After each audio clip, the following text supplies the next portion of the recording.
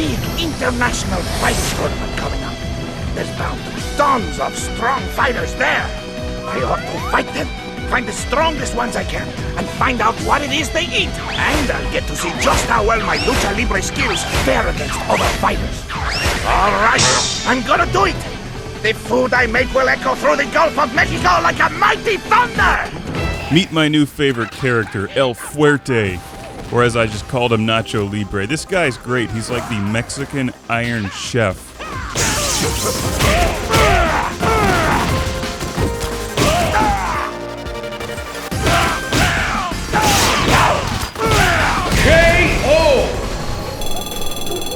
And in the end, I won! And just when you think sometimes that Street Fighter 4 can get too technical and too serious, El Fuerte delivers an excellent round and a good laugh.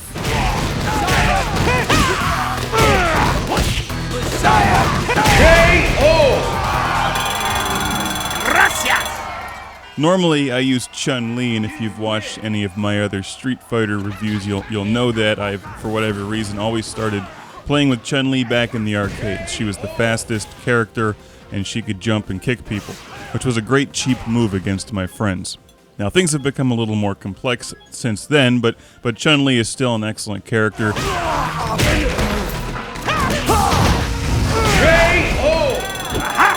Nice dinner is served!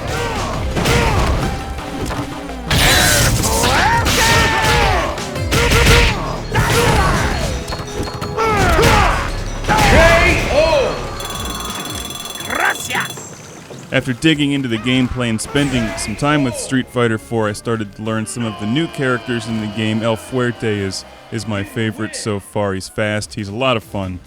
The animation on him is very well done, the way he just bounces around the screen, and he has a unique entertainment quality about him.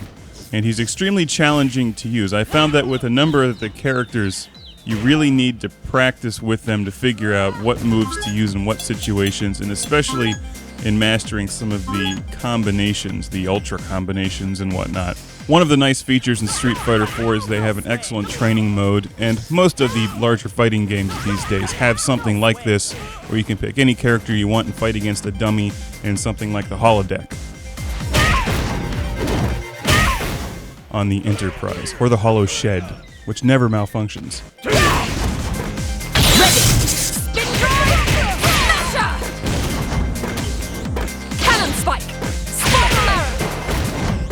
At any time, you can pull up a list of all of the character moves and how to execute them. In fact, you can even pull that menu up during combat.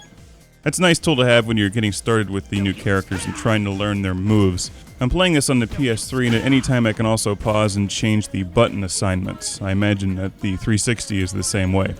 A lot of the moves seem to be tailor-made for the arcade joystick, and as this is an arcade machine, that would make sense. No, the Satsui no Hado, it's consuming me! For the most part, the PlayStation controller worked out very well. In addition to the awesome gameplay in Street Fighter 4, they also give you some excellent anime at the beginning of each character mission through the arcade mode, and also at the end when you win the arcade mode. And when you tie them all together, it tells the whole story of what's going on in the game. These are the bodies of fighters who were killed during experiments for the Bliss project. And this photo's from India. The cartoon anime style is very well done and really entertaining to watch. Also, the voice dialogue is excellent. That's the complete Street Fighter 4 review from Classic Game Room. See you next time.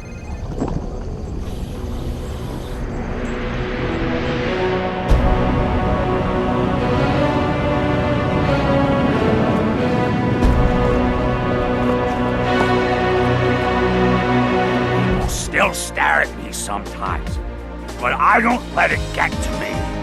It's okay to make mistakes once in a while.